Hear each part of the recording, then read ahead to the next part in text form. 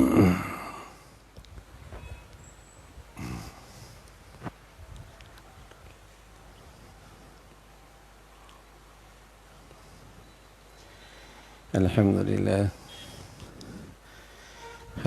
لله والصلاة والسلام على سيدنا محمد وعلى آله وأصحابه أجمعين.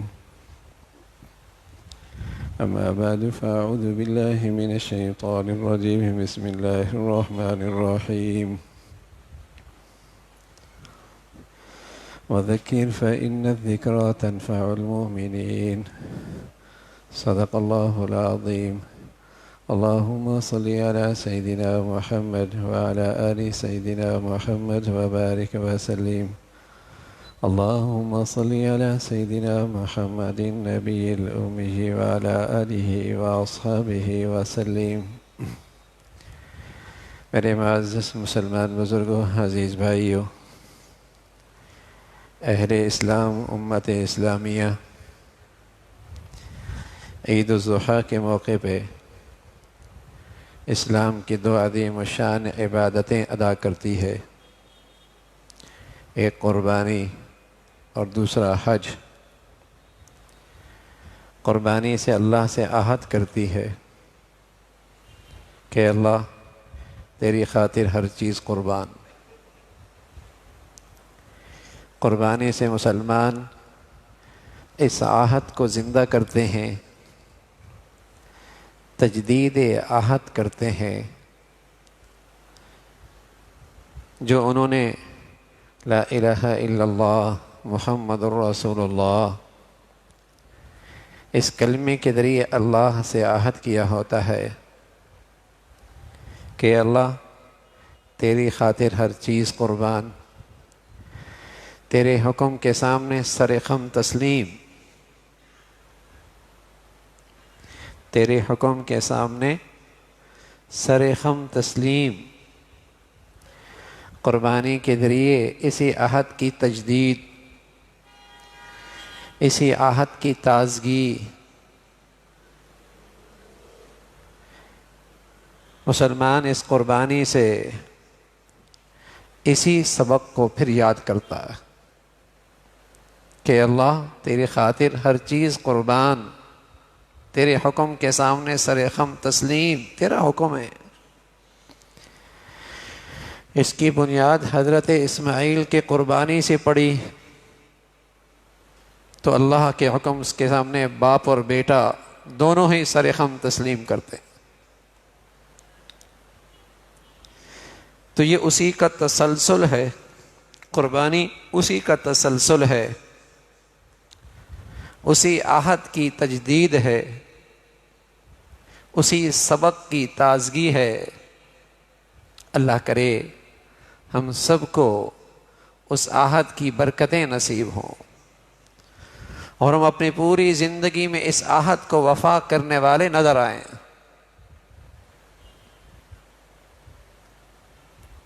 محض ایک جانور کی قربانی نہیں ہوتی، ایک بیل اور ایک بکری کی قربانی نہیں ہوتی، اس میں ایک عہد کی تجدید ہے کہ اللہ کے حکم کے سامنے سر خم تسلیم، اللہ کا حکم آ گیا۔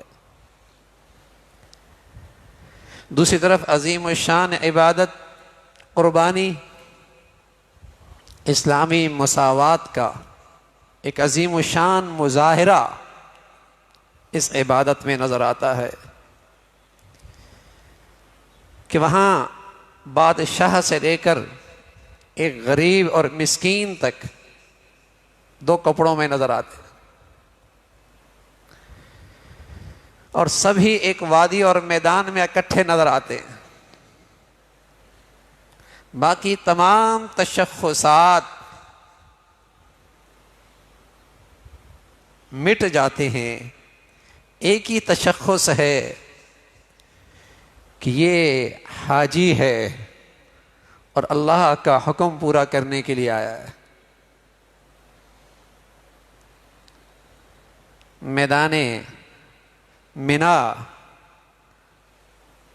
مزدلفہ، عرفات، وہاں جب کوئی شخص ان دو کپڑوں میں نظر آتا ہے تو تو سب سے پہلا خیال جاتا ہے یہ حاجی ہے،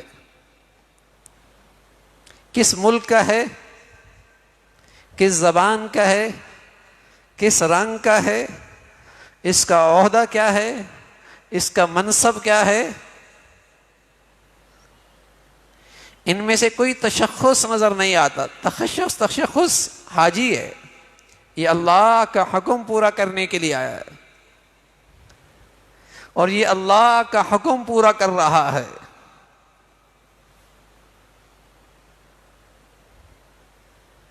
ہم نے حجاج سے عرض کیا، عرفات میں بھی عرض کیا، ان حجاج سے منا میں بھی عرض کیا،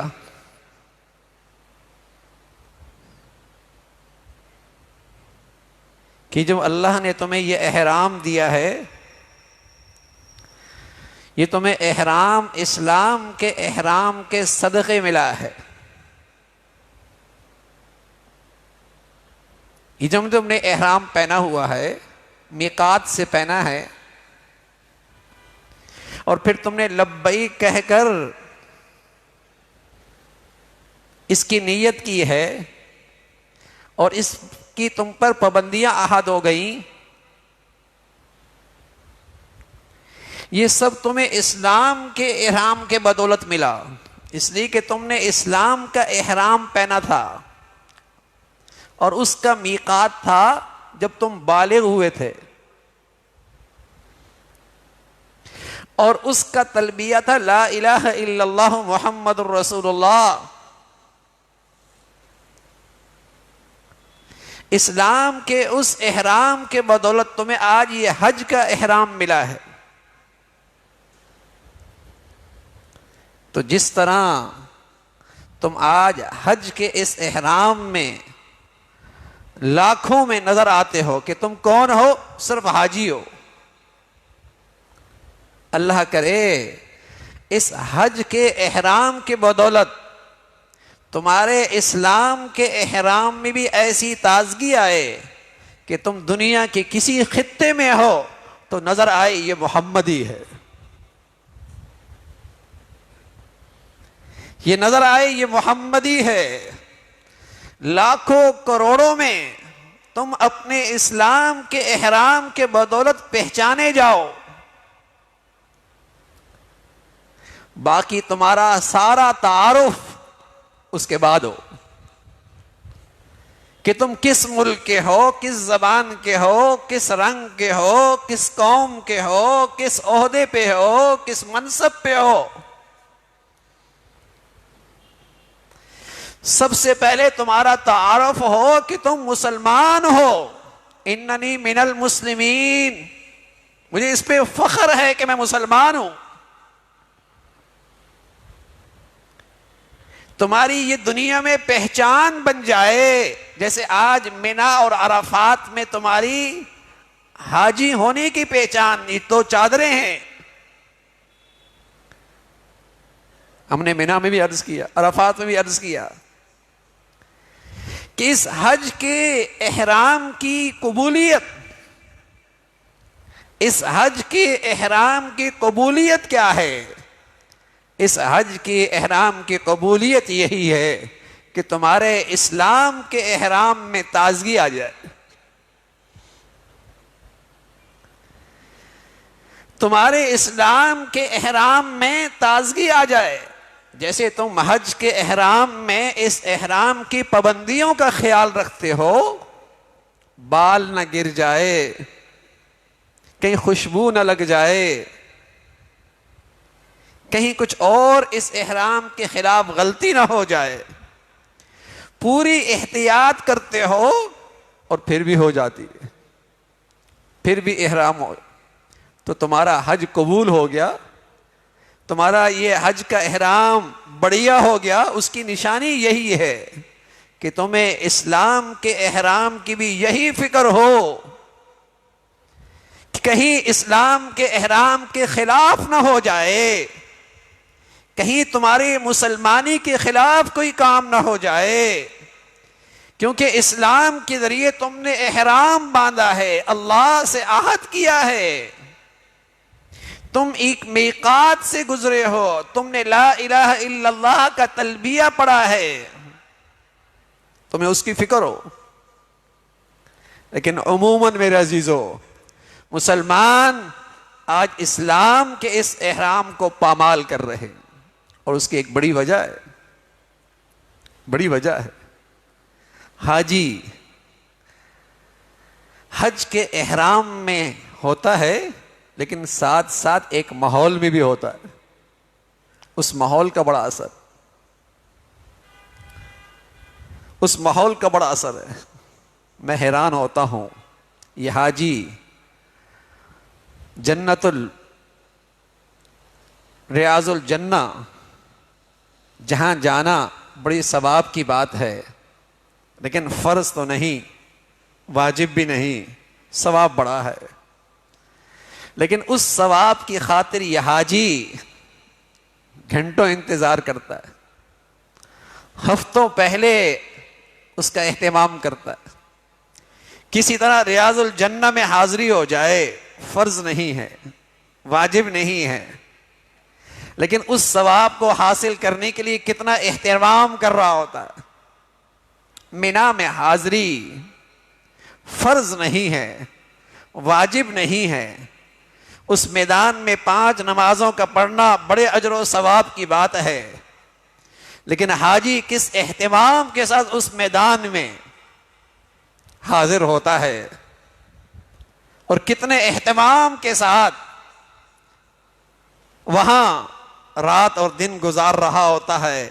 فرض نہیں ہے، واجب نہیں ہے، لیکن ایک ماحول ہے نیکیوں کا، ایک دوسرے سے سبقت لے رہا ہوتا ہے. لیکن میرے عزیزو، آج مسلمان معاشرے میں اسلام کا ماحول نہ رہا تو اس کی زندگی میں فرض کا بھی اہتمام نظر نہیں آتا. اس کی زندگی میں فریضہ ہے نماز، لقمہ حلال، دیانت اور سچائی، جو کہ فرض ہے، جو کہ فرض ہے، جو کہ فرض ہے، جو کہ ضروری ہے. لیکن وہاں چونکہ ماحول ہے، اور اس حاجی کو احرام کا ماحول، نیکیوں کا ماحول میسر ہے، تو جو چیز فرض نہیں، واجب نہیں، بڑے ثواب کی چیز ہے، اس میں ایک دوسرے سے آگے بڑھتا نظر آتا ہے، اہتمام کرتا نظر آتا ہے. لیکن آج مسلمانوں کے گھروں میں اور اس کے دفاتر اور کاروباری زندگی میں اور اس کے معاشرے اور سوسائٹی میں اسلام کا ماحول جاتا رہا تو اس کی اولادوں میں فرائض بھی نہ رہے، اس کی بیٹیوں میں فرائض بھی نہ رہے. اس مسلمان کے ہاں لقمہ حلال، دیانت اور سچائی کے ساتھ کمائی، جو کہ فرض ہے، اس کا بھی اہتمام نہ رہا. ماحول کا بڑا اثر ہوتا، ماحول کا بڑا اثر ہوتا ہے. ہم دیکھتے ہیں لوگ تشریف لاتے ہیں اور بڑے فکر سے کہتے ہیں اس حج کے احرام میں میرے چند بال گر گئے، اگر آپ کہیں تو دم دے دوں، احتیاطاً دم دے دوں. حالانکہ دم نہیں ہوتا اس پر، لیکن کہتا ہے دم دے دوں، چند بال گر گئے. تو ہم ان سے کہتے ہیں نہیں بھائی، دم دینے کے لیے پہلے دم نکلتا ہے، اتنا آسانی سے دم آتا نہیں. لیکن پھر بھی وہ اصرار کرتے ہیں اگر میں دم دے دوں تو کیا حرج ہے، احتیاطاً دے دیتا ہوں تاکہ میرے حج میں فرق نہ آئے، چند بال گرے ہیں.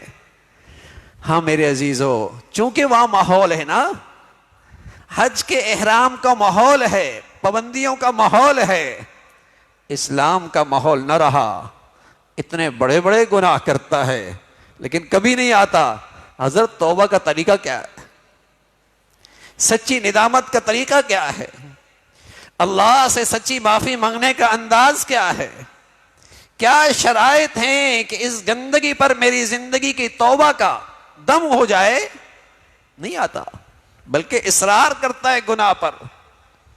اس لیے کہ وہ ماحول نہیں ہے اس کی زندگی میں جو اسے نیکیوں پہ کھڑا کرے اور گناہوں پہ شرمندہ کرے، جو اللہ کی نافرمانی پہ اسے شرمندہ کرے اندر سے، بلکہ اس کے ہاں تو گناہ اسٹیٹس بن گیا نا، اس کے ہاں گناہ تو فخر کی چیز بن گیا، بلکہ اس کے ہاں گناہ بڑی ہوشیاری،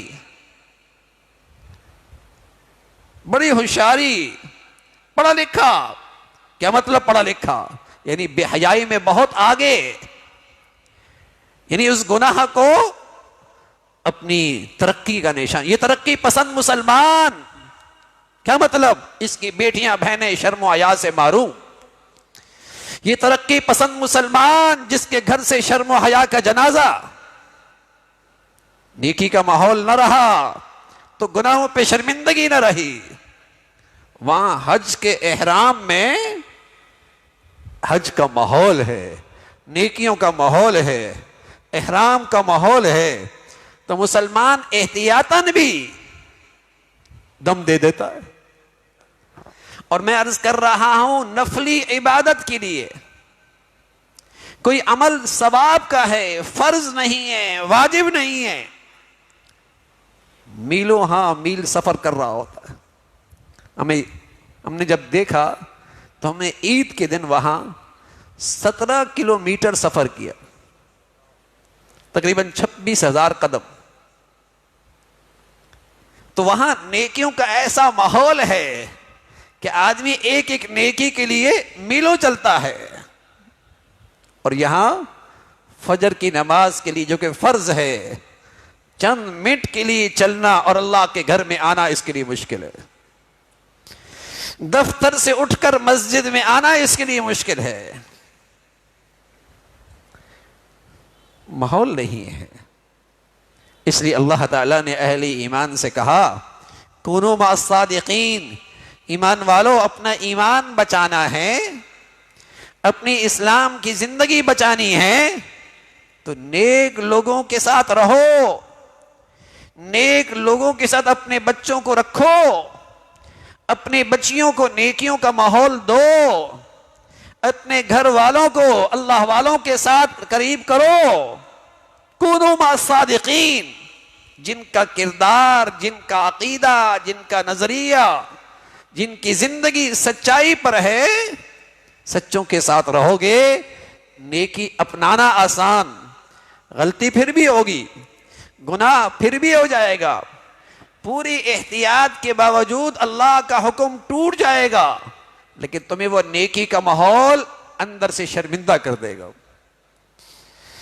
وہ نیکی کا ماحول تمہیں غلطی پر شرمندہ کرے گا، اور تمہیں جلد فوراً توبہ کی توفیق مل جائے گی، استغفار کی توفیق مل جائے گی۔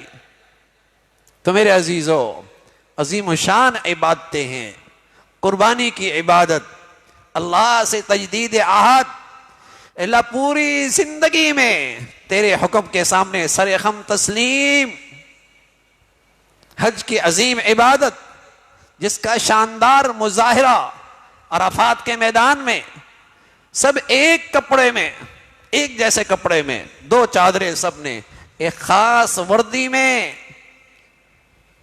کہ تمام اس کی تشخصات اور تمام اس کے تعارف کی شکلیں سب مٹ گئی، ایک تعارف وہاں موجود ہے، یہ حاجی ہے اور اللہ کا حکم پورا کر رہا، یہ حاجی ہے اور اللہ کا حکم پورا کر رہا ہے۔ تو اس اسلامی مساوات کا بھی سبق یہی ہے کہ مسلمان دنیا کے کسی خطے میں ہو، کسی رنگ اور زبان کا ہو، کسی قوم سے تعلق رکھتا ہو، کسی عہدے اور منصب پر ہو، اس کا تعارف کیا ہو، اننی من المسلمین، میں اپنے کردار سے، میں اپنے رہن سہن سے، میں اپنے تشخص سے مسلمان نظر آؤں، اور مجھے اپنی مسلمانی پہ اللہ کی شکر کے ساتھ فخر ہو کہ اللہ نے مجھے اسلام کی دولت دی۔ تو یہ ان 2 عظیم الشان عبادتوں کا پیغام ہے۔ اللہ تعالی ہمیں ان پیغامات کی پر اپنی زندگی میں عمل کی توفیق نصیب فرمائے۔ وآخر دعوانا الحمدللہ رب العالمین۔